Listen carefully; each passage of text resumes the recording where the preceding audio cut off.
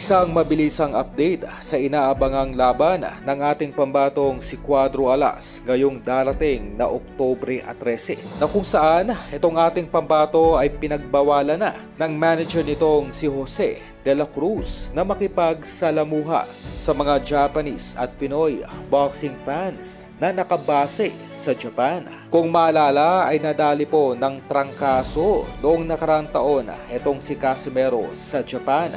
2 araw bago ang naging laban nito kontra Ogoni.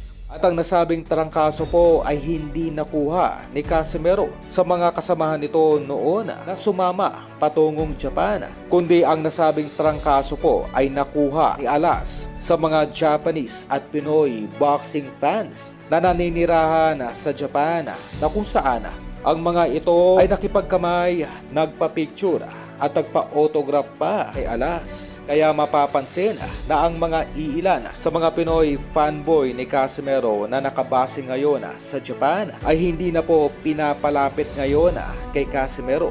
Kumbaga ito po yung mga Pinoy fanboy na vlogger na nakabase sa Japan na walang ibang alam kundi karapalang abalahin at sirain ang konsentrasyon ni Casimero sa paghahanda nito kay Sanchez.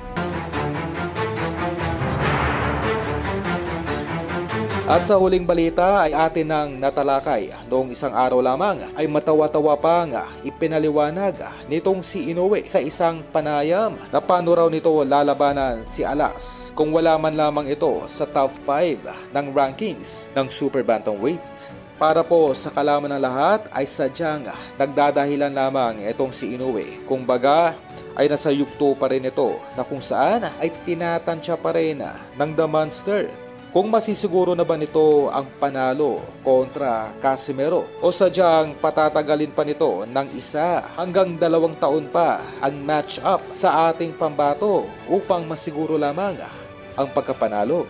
At sa huling balita ay suportado ng Manny Pacquiao promotion ng Mexican-American fighter Saul Sanchez kontra Alas na kung saan ay nangako pa ang kilalang matchmaker na bibigyan nito si Sanchez ng isang title eliminator sa oras na may panalo nito ang laban kontra Casimero.